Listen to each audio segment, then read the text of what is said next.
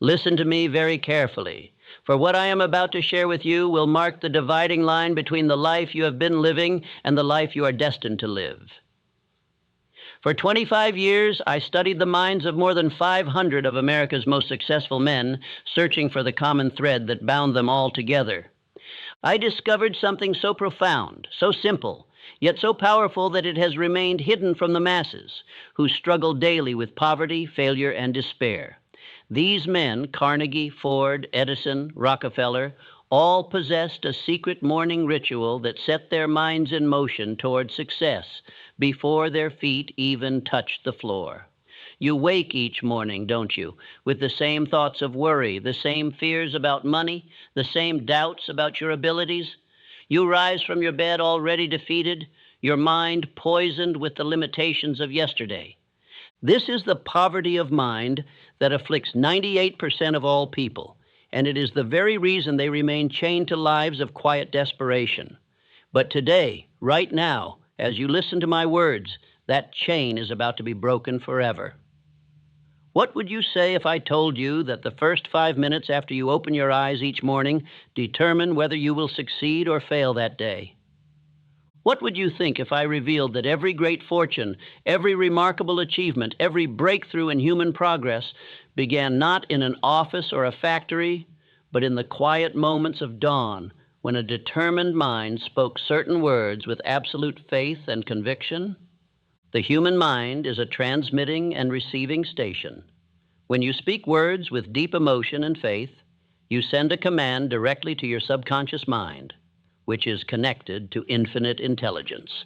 This is not mere theory. This is scientific fact, proven through decades of careful observation.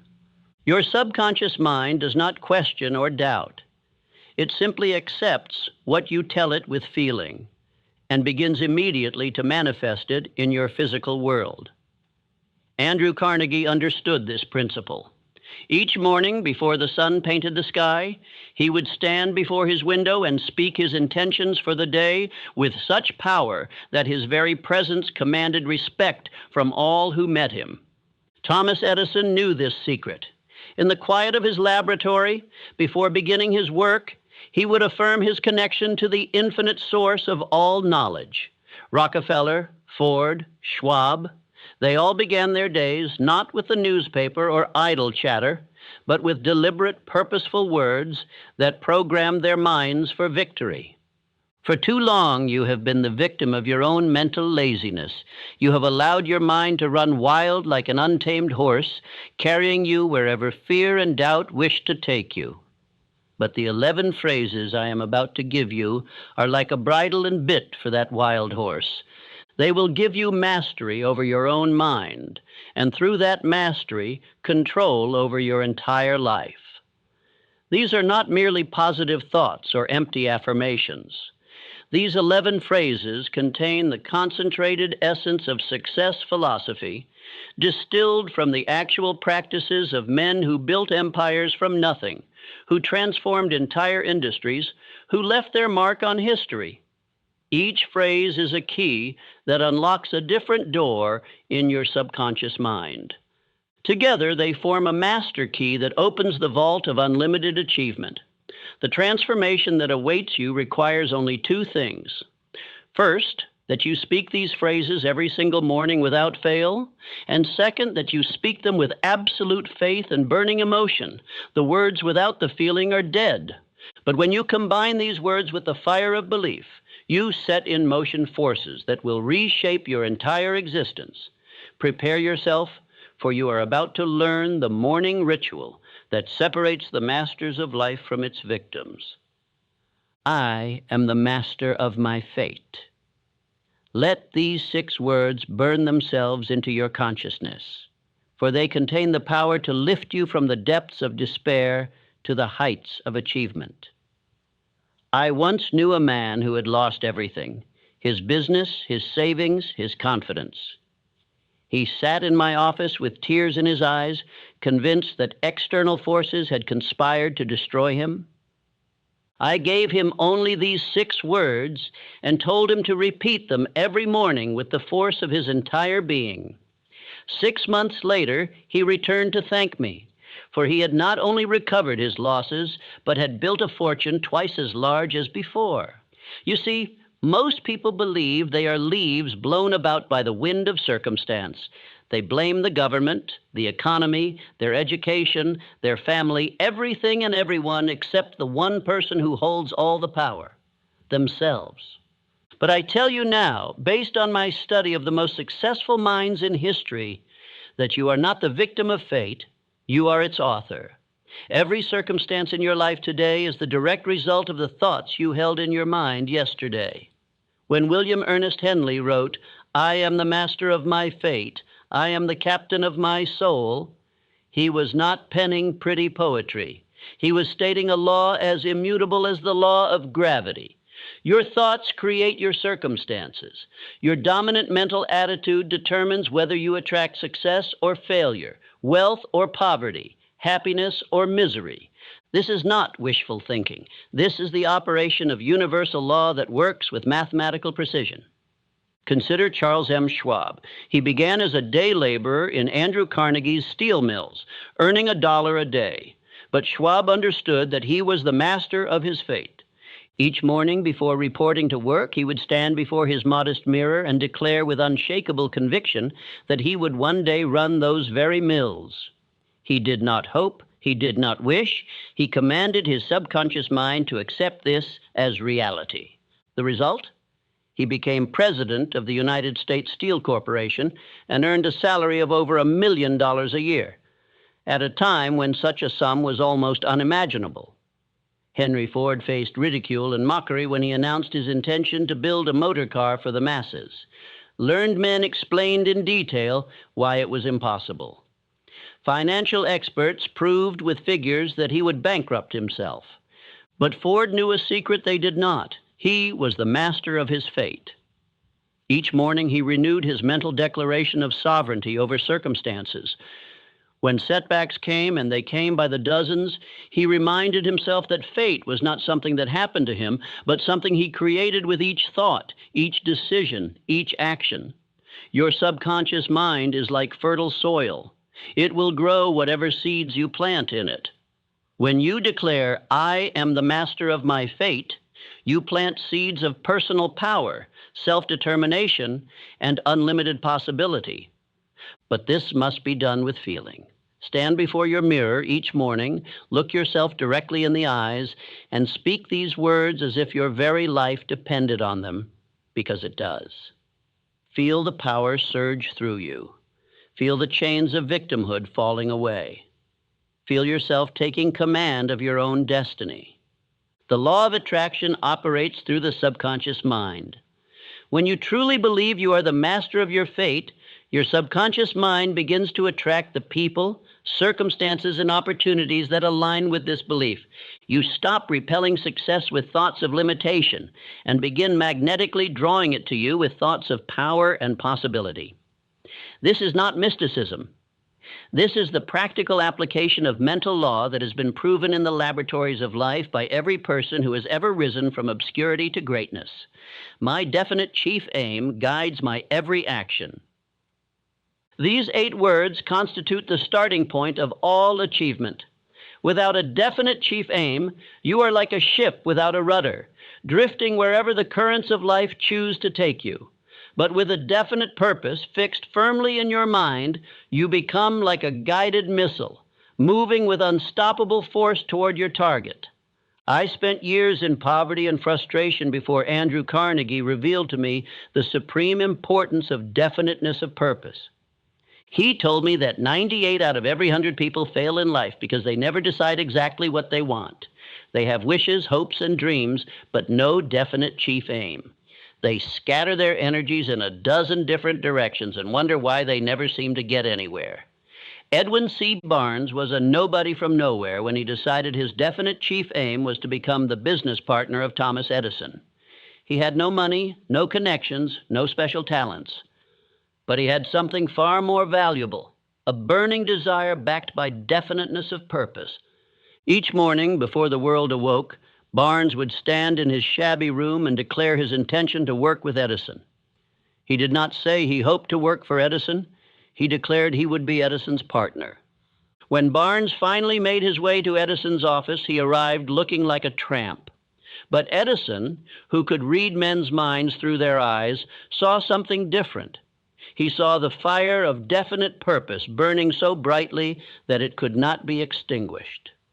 Years later, after Barnes had become wealthy as Edison's partner in the dictating machine business, Edison said, "I gave him the opportunity he sought because I saw he had made up his mind to stand by until he succeeded."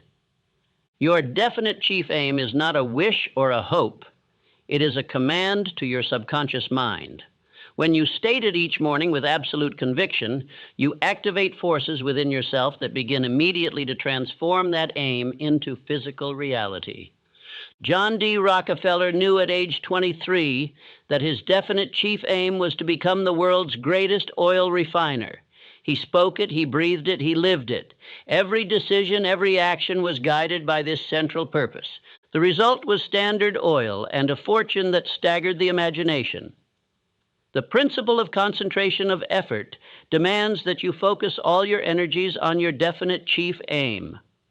Scattered thinking leads to scattered results. But concentrated thinking, guided by a definite purpose, produces concentrated power. Your subconscious mind works 24 hours a day to manifest what you have clearly defined and emotionally charged. It never sleeps, never rests, never stops working on your behalf, but only if you give it a clear target. Each morning, as you speak this phrase, see your definite chief aim as already accomplished. Feel the joy of achievement. Experience the satisfaction of success. Your subconscious mind cannot tell the difference between a vividly imagined experience and reality. When you consistently visualize your goal as achieved while declaring your definite purpose, you create a mental pattern that your subconscious mind must follow. This is the secret of all great achievement, knowing exactly what you want and maintaining that vision with unwavering faith until it materializes in your life. I possess within me all the power I need. Stop for a moment and consider the profound truth of these words. You have been taught to believe in limitation, to accept that you need something outside yourself to succeed. But I tell you now, based on irrefutable evidence, that you already possess within your own mind all the power necessary to achieve anything you can conceive and believe. Thomas Edison had only 3 months of formal schooling. By every external measure, he should have remained an unknown failure. But Edison understood a secret that his educated critics did not. He possessed within himself access to infinite intelligence. When faced with a problem, he would retire to his private room, sit in complete darkness and silence, and affirm his connection to the source of all knowledge. In this state, ideas would flash into his mind, solutions would appear, inventions would reveal themselves. More than 1,000 patents stand as monuments to his faith in the power within. The average person uses less than 10% of their mental capacity. Think about that. You are operating at 1/10 of your potential, and yet you wonder why success eludes you.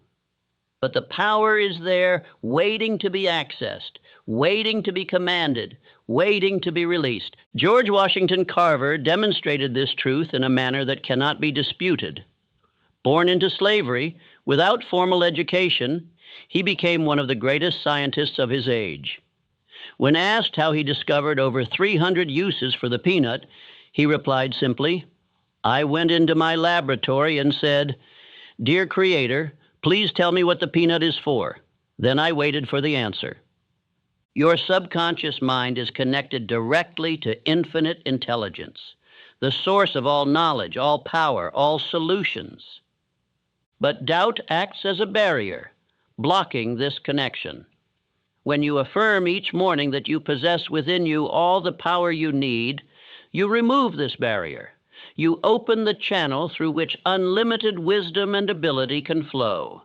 This is not theory, this is demonstrated fact, proven by every great achiever in history. Self-doubt is the great crippler of human potential. You have been programmed since childhood to believe in your limitations rather than your possibilities. You have been told what you cannot do so often that you have forgotten what you can do. But Carnegie was right when he said that no man is limited except by his own thoughts. The walls that seem to imprison you are made of nothing more substantial than your own beliefs. When you change those beliefs, the walls disappear. Each morning, as you speak this affirmation, feel the surge of unlimited power flowing through you. You are not separate from the creative force of the universe. You are an expression of it. The same power that moves the planets, that causes the seed to become the tree, that transforms the caterpillar into the butterfly, flows through your mind. Your only task is to recognize it, accept it, and direct it toward your definite chief aim. When you do this with faith and persistence, miracles become commonplace, the impossible becomes inevitable, and you discover that you have always possessed the power to transform your life. Today I will go the extra mile in all I do. This principle has created more millionaires than any other single factor. It is so simple that most people overlook it, so powerful that those who apply it cannot fail. Yet the majority of people do only what they are paid to do, only what is required, only what they must. And then they wonder why opportunity passes them by. Charles M. Schwab was once asked by Andrew Carnegie to manage a steel mill that was losing money. The other managers had failed to turn it around despite their best efforts. Schwab took the job with one condition: that he be allowed to manage it his way. His way was the principle of going the extra mile. He worked not 8 hours, but 12, not because he was paid for the extra time, but because he was determined to render more service than required. He insisted that every employee under him adopt the same principle. Within 1 year, that failing mill became the most profitable in the entire Carnegie system. Schwab's reward? A bonus of $1 million for a single year's work, in an era when $1,000 was a fortune. The law of increasing returns governs all of nature and all of human activity. When you give more than is expected, you receive back more than you gave. This is not sentiment. This is mathematical law. The farmer who tends his crops with extra care receives an extra abundant harvest. The merchant who provides extra service builds a loyal customer base.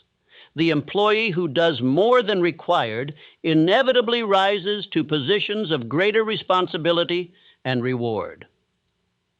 Most people approach their work with the attitude of, how little can I do and still get by?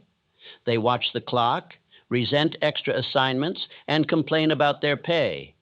These are the people who remain at the bottom all their lives, bitter and resentful, never understanding that they are the authors of their own poverty. They violate the basic law of success and then blame everyone but themselves for their failure. Going the extra mile is not about working yourself to exhaustion. It is about bringing quality, enthusiasm, and excellence to everything you do. It is about looking for ways to increase your service, improve your skill, and add value wherever you are. When you adopt this principle, you stand out from the mediocre masses like a beacon in the darkness. Opportunities seek you out. Promotion becomes inevitable. Success becomes not a matter of if, but when. Andrew Carnegie built his entire fortune on this principle. He promoted only those who demonstrated the habit of going the extra mile. He paid them not for what they did, but for their willingness to do more than they were paid for. Every person in his organization who rose to wealth and prominence did so by rendering extra service. This was not favoritism. This was the recognition of an immutable law of success. Each morning, when you declare your intention to go the extra mile, you program your mind to look for opportunities to exceed expectations. Your subconscious mind begins to generate ideas for improving your service. You develop the reputation of being someone who can be counted on to deliver more than promised. This reputation becomes your most valuable asset, worth more than money in the bank, because it guarantees that you will never lack for opportunities to prosper. I attract wealth through service to others. Here is a truth that destroys forever the false belief that success comes through taking advantage of others. Every great fortune, without exception, has been built on a foundation of service. The size of your reward in life will always be in direct proportion to the amount and quality of service you render to others. Henry Ford became one of the richest men in the world, not by exploiting others, but by serving them. His obsession was not with profit, but with providing affordable transportation to the masses. He revolutionized production methods not to increase his wealth, but to decrease the cost of automobiles so more people could afford them. The fortune that flowed to him was the natural result of the service he rendered to millions. He often said, "A business that makes nothing but money is a poor business." Money is nothing more than a symbol of service rendered. It flows to those who provide value to others and away from those who seek only to take. This is the law of compensation in action, and it operates as reliably as the law of gravity. You cannot violate it without suffering the consequences. Every person who has tried to gain wealth without providing equivalent service has ultimately failed, while every person who has focused on service has ultimately prospered. Consider Frank W. Woolworth. He built his fortune on the simple idea of serving people who had only nickels and dimes to spend. While other merchants ignored these customers as unprofitable, Woolworth saw an opportunity to serve. He created stores where people of modest means could shop with dignity and find quality goods at prices they could afford. His 5 and 10-cent stores served millions and made him one of the wealthiest men in America. J.P. Morgan accumulated his vast fortune not through manipulation, but through organization. He saw that American industry needed capital and structure to grow. He organized railroads, steel companies, and banks in ways that served both investors and the public. His wealth was the natural compensation for the valuable service he provided in building the industrial foundation of America. When you affirm each morning that you attract wealth through service to others, you align yourself with this universal law. Your subconscious mind begins to attract opportunities to serve. You develop what I call a service consciousness, an awareness of how you can add value in every situation. This consciousness is magnetic. It draws people to you, opens doors that were previously closed, and creates possibilities where none existed before. The selfish person repels wealth because they violate the fundamental law of exchange. They try to get without giving, to reap without sowing, to withdraw without first making deposits. But the person with a service consciousness attracts wealth because they understand that giving precedes receiving, that sowing precedes reaping, that deposits must be made before withdrawals. This is not just good business. This is the fundamental operating principle of the universe. When you work with this principle instead of against it, success becomes not only possible, but inevitable. I transform every failure into a stepping stone. Listen carefully, for this principle will free you forever from the fear of failure that paralyzes most people. Every adversity, every failure, every heartache carries with it the seed of an equal or greater benefit. This is not mere consolation. This is proven fact, demonstrated by every person who has achieved lasting success. Abraham Lincoln failed in business at age 21. He was defeated for the legislature at 22. He failed again in business at 24. His sweetheart died when he was 26.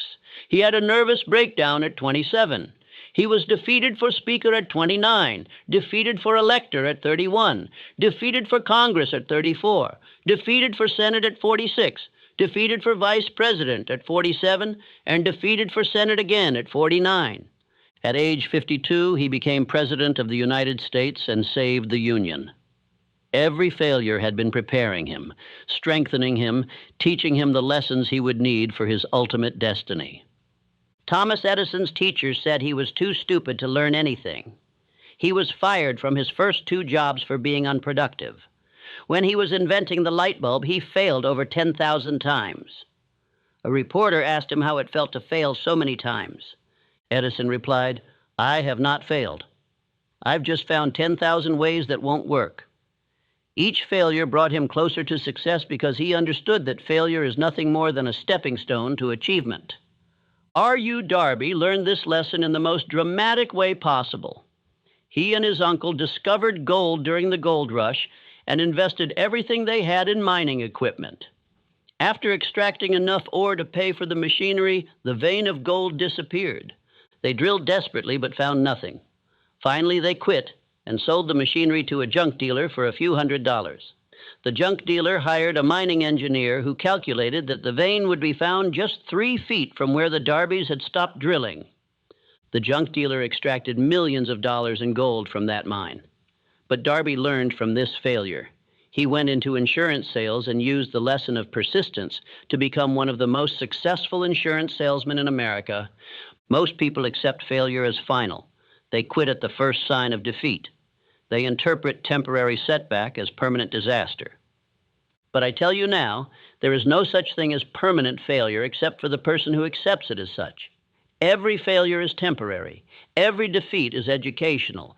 Every setback is a setup for a comeback, but only for those who refuse to quit.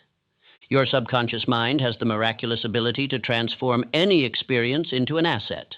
When you affirm each morning that you transform every failure into a stepping stone, you program your mind to look for the lesson, the opportunity, the hidden benefit in every setback. You develop what I call failure immunity, the ability to bounce back quickly from any defeat and use it as fuel for your next success. Nature requires opposition to create strength. The tree that stands against the wind develops the deepest roots. The muscle that works against resistance grows the strongest.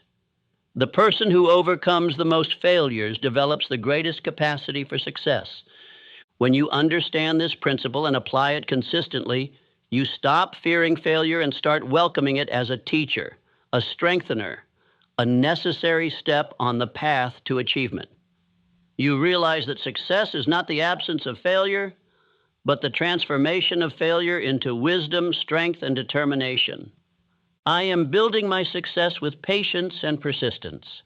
In this age of instant gratification, this principle has been all but forgotten. Yet it remains as true today as it was in the beginning. All enduring success is built gradually, methodically, persistently over time.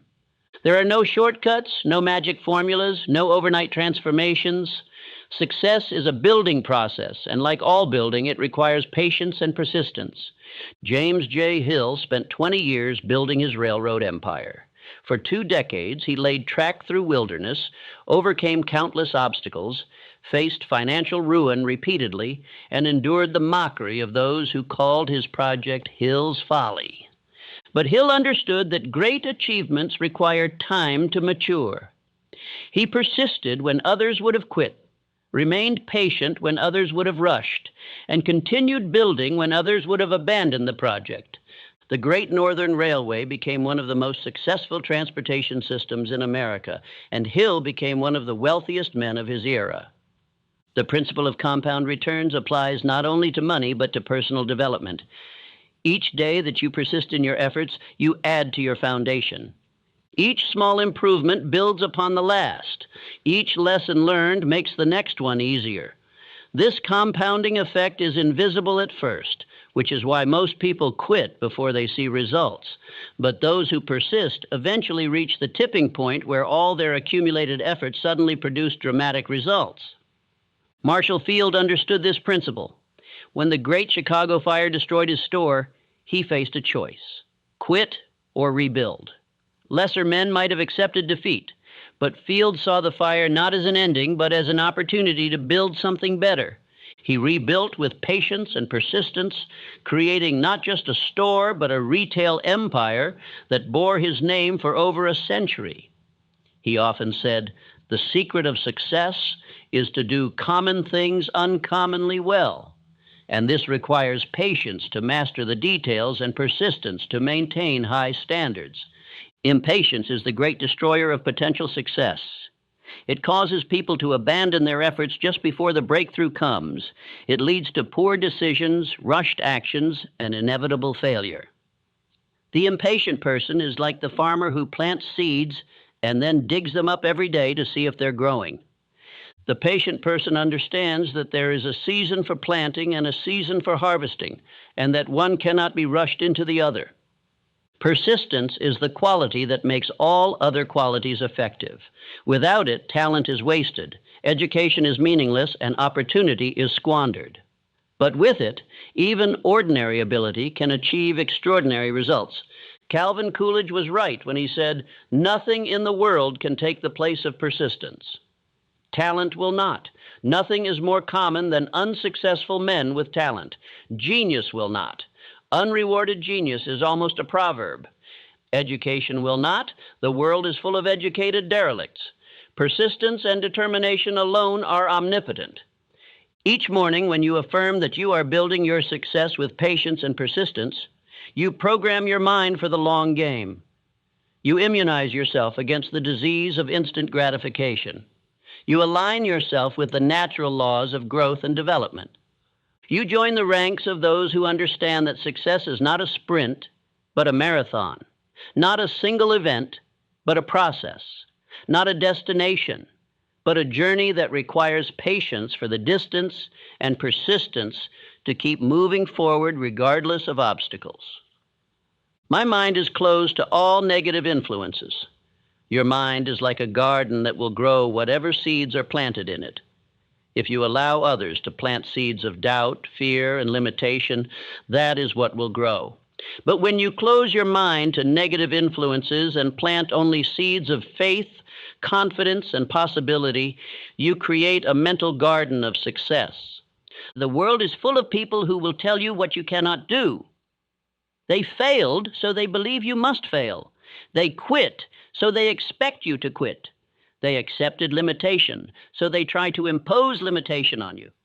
Guglielmo Marconi faced this when he announced his idea for wireless communication.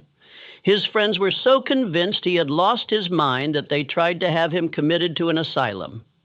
But Marconi had closed his mind to their negative influences. He persisted in his experiments, and today the entire world communicates wirelessly. Henry Ford faced a constant barrage of negative influences when he decided to build his automobile. Engineers proved it was impossible. Financial experts demonstrated he would go bankrupt. Even his father tried to discourage him, but Ford had developed the mental discipline to shut out all voices except the one inside him that said, "It can be done." He refused to let the doubts and fears of others poison his mind. The result was not just the Model T, but an entire industry that transformed the world. Negative thoughts are contagious. They spread from mind to mind like a disease. When you associate with negative people, when you listen to their complaints and criticisms, when you allow their fears to enter your consciousness, you become infected. Your own positive thoughts are overwhelmed, your faith is weakened, and your dreams begin to die. This is why you must guard your mental gates as carefully as you would guard your home against intruders. The technique of mental substitution is your defense against negative influences. You cannot simply resist negative thoughts. You must replace them with positive ones. When someone tells you it cannot be done, immediately recall examples of those who did it. When doubt tries to enter your mind, crowd it out with faith. When fear knocks at your door, answer with courage. This is not denial. This is the deliberate choice to focus on what empowers rather than what weakens. Your subconscious mind accepts whatever thoughts you allow to dominate your consciousness. It does not evaluate whether these thoughts are true or false, helpful or harmful. It simply accepts and acts upon them. And this is why you must be ruthlessly selective about what you allow into your mind. You must become a guardian at the gate, examining every thought, every influence, every suggestion, and allowing entry only to those that support your definite chief aim. Each morning when you declare that your mind is closed to all negative influences, you activate your mental immune system. You create a protective barrier around your consciousness. You join the ranks of those who understand that we become what we think about, and therefore we must think only about what we wish to become. This is not optional for success. It is absolutely essential. The person who allows negative influences to dominate their thinking is defeated before they begin. I give thanks for this day and its opportunities. Gratitude is not merely a pleasant emotion, it is a magnetic force that attracts more of what you appreciate. This is a law of mind as reliable as any law of physics. What you focus on with emotion expands. When you focus on lack, you get more lack. When you focus on abundance, you get more abundance. Gratitude is the master key that shifts your focus from what is missing to what is present. John D. Rockefeller began each day with thanksgiving, even when he was a struggling bookkeeper earning less than $1 a day.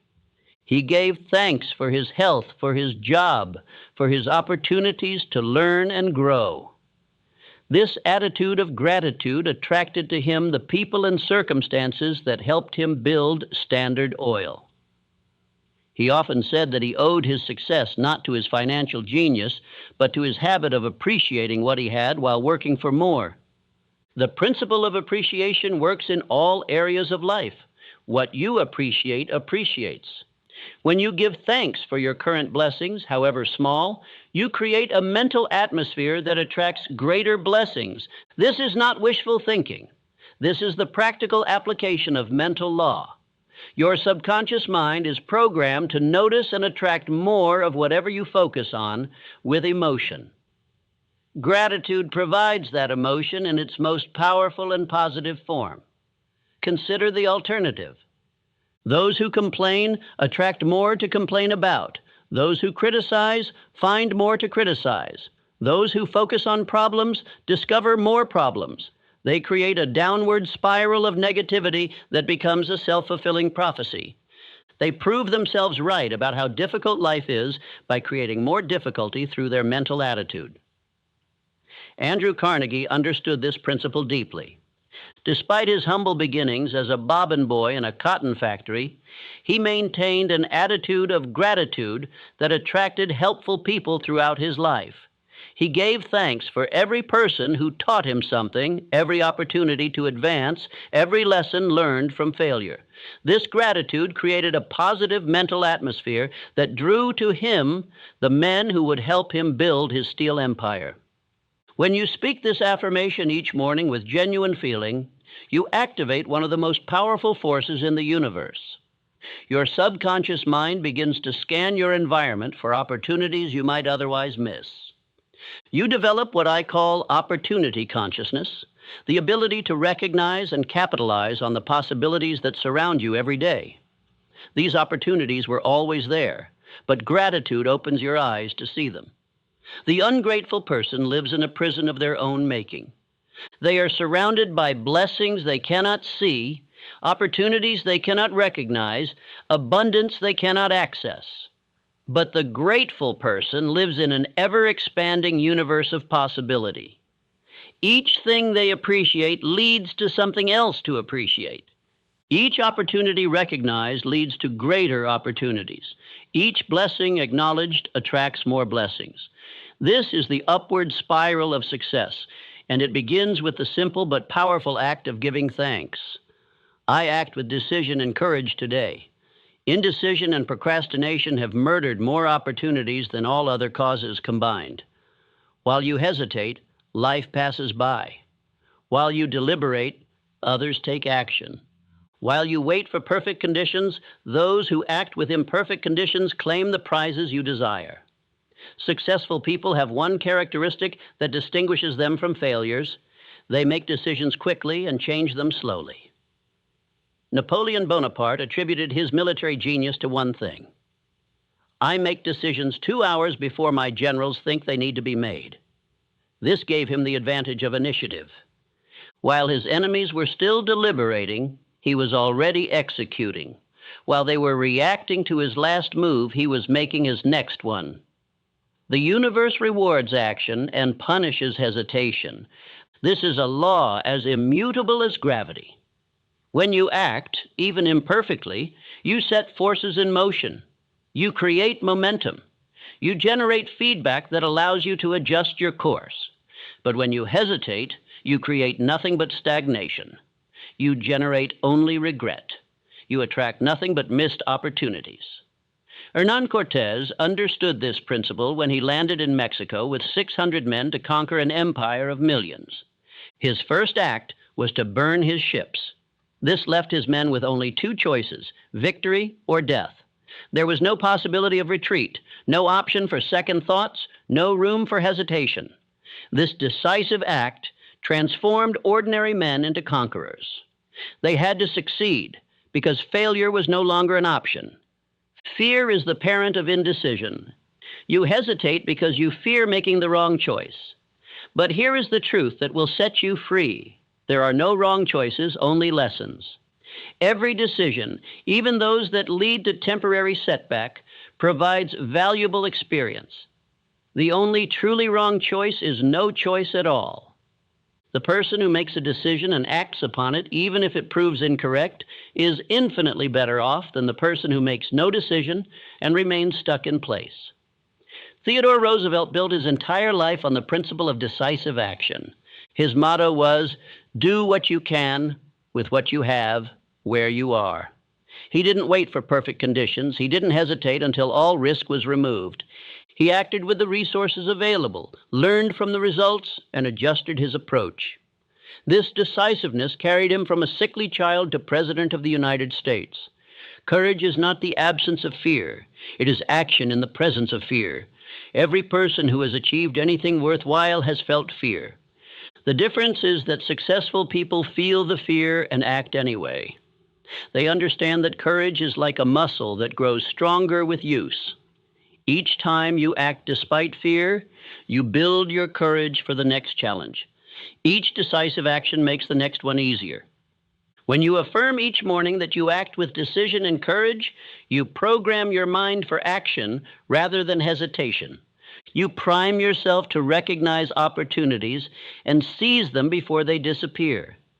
You join the ranks of the doers rather than the talkers, the actors rather than the reactors, the decisive rather than the doubtful. You align yourself with the force of initiative that moves the world forward and rewards those who dare to lead rather than follow. I am becoming the person I was meant to be. This final affirmation encompasses all the others, for success is not merely about achieving external goals, but about fulfilling your highest potential. Every person born into this world has unique gifts, talents, and capacities that are meant to be developed and expressed. Your life's true purpose is to become the fullest expression of who you are capable of being. Booker T. Washington was born into slavery, but he refused to let his circumstances define his destiny. He understood that within him lay the potential for greatness, regardless of external conditions. Each day, he worked not just on external achievements, but on developing himself. He educated himself, refined his character, and expanded his capabilities. He became one of the most influential educators and leaders of his time, not because circumstances favored him, but because he was committed to becoming who he was meant to be. The principle of growth is fundamental to all life. You are either growing or dying. There is no standing still. When you stop developing, stop learning, stop improving, you begin to deteriorate. But when you commit to continuous growth, you align yourself with the creative force of the universe. You become an ever-expanding expression of human potential. Benjamin Franklin understood this principle better than perhaps any American. He created a system of 13 virtues and worked on developing one each week. He examined himself daily, noting where he had fallen short and resolving to do better. This commitment to continuous self-improvement transformed him from a printer's apprentice into one of the most accomplished men in history: inventor, diplomat, philosopher, scientist, and founding father. Small daily improvements compound into dramatic transformation. You don't become the person you're meant to be through a single dramatic act, but through thousands of small acts of self-development. Each book you read, each skill you develop, each weakness you overcome, each strength you build contributes to your evolution. The person you are today is the result of all your yesterdays. The person you will be tomorrow is being created by what you do today. This phrase aligns your conscious and subconscious minds toward continuous evolution. When you declare each morning that you are becoming the person you were meant to be, you activate what I call the law of becoming. Your subconscious mind begins to reveal opportunities for growth. You attract teachers, books, experiences that help you develop. You find yourself making choices that support your evolution rather than your stagnation. Most people settle for far less than they are capable of becoming. They allow their environment to determine their development. They accept the limitations others place upon them. They stop growing when they leave school, stop learning when they get a job, stop evolving when they achieve a modest comfort. They die at 30 and are buried at 70, having spent 40 years as walking corpses of who they could have been. But you were not meant for mediocrity. Within you lies genius waiting to be awakened, greatness waiting to be expressed, potential waiting to be realized. The same life force that creates all miracles in nature flows through you. Your only task is to cooperate with this force, to remove the barriers of doubt and fear and limitation that prevent its full expression through you. When you speak this affirmation with deep feeling, you make a sacred commitment to your own evolution. You declare that you will not settle, will not stop, will not accept less than your highest potential. You join the ranks of those who understand that life is a journey of becoming, and that the joy is not in reaching some final destination, but in the continuous unfolding of your capabilities. You align yourself with the creative intention that brought you into existence, and you promise to honor that intention by becoming all that you were meant to be. Now, let me share with you the sacred ritual that will transform these 11 phrases from mere words into living forces in your life. This is not a casual practice to be done half-heartedly while you rush through your morning. This is a deliberate act of mental programming that requires your full presence and participation. Rise each morning at least 30 minutes before you must begin your daily activities. This time is not negotiable. If you are not willing to invest 30 minutes in your own transformation, then you are not serious about success. The men who built great fortunes and achieved lasting success all understood that the first hour of the day belongs to mental preparation. They would no more begin their day without this preparation than a warrior would enter battle without his weapons. Find a private place where you will not be disturbed. This is crucial. The subconscious mind requires concentration to receive new programming. Interruptions break the connection and weaken the effect. Lock the door if necessary.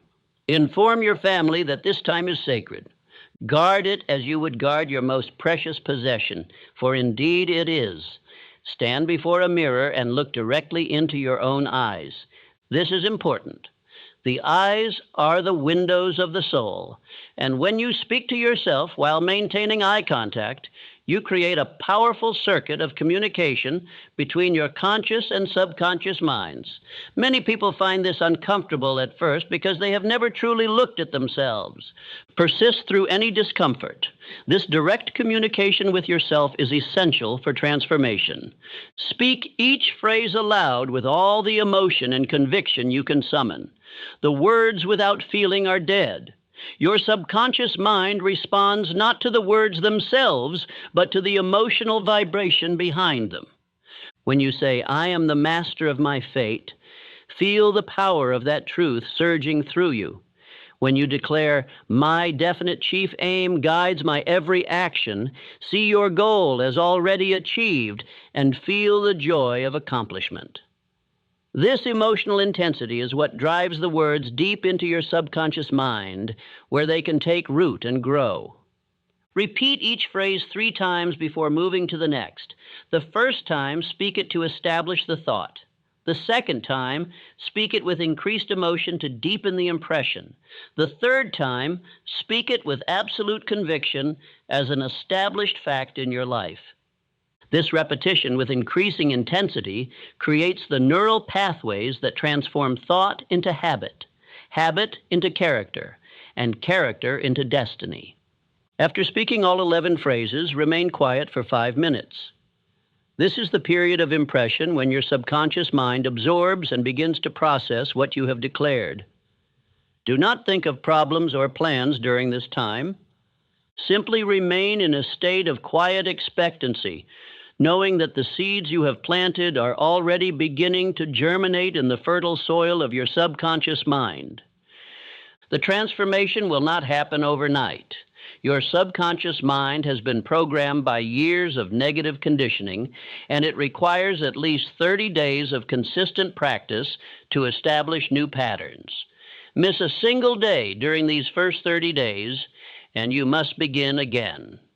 This is not punishment, but simple recognition of how the mind works. Consistency is essential for creating new neural pathways. After 30 days, the practice will begin to feel natural. After 60 days, you will notice changes in your thinking and behavior.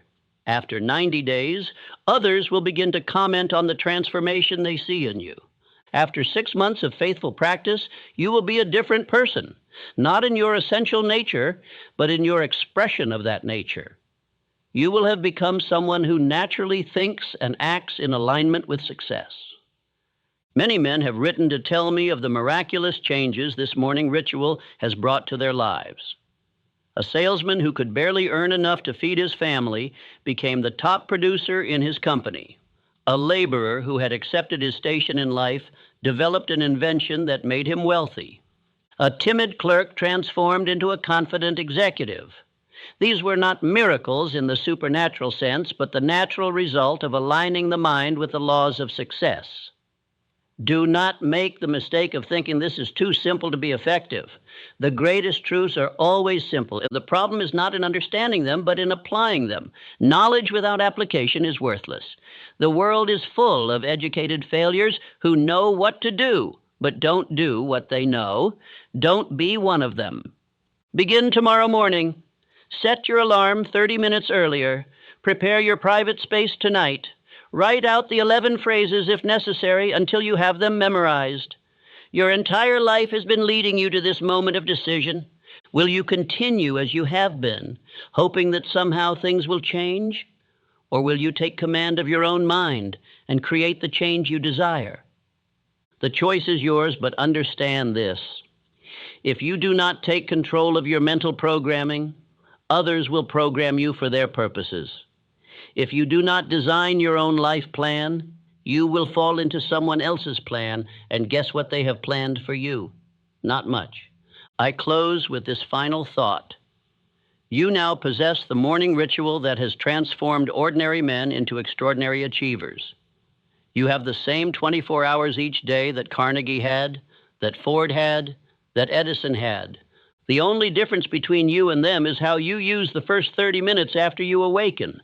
They use this time to program their minds for success. Will you?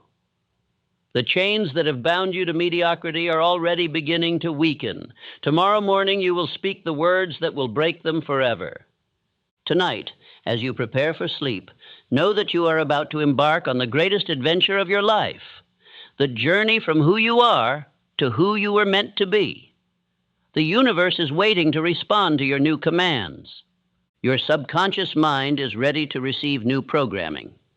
Your future success is calling to you from tomorrow's dawn.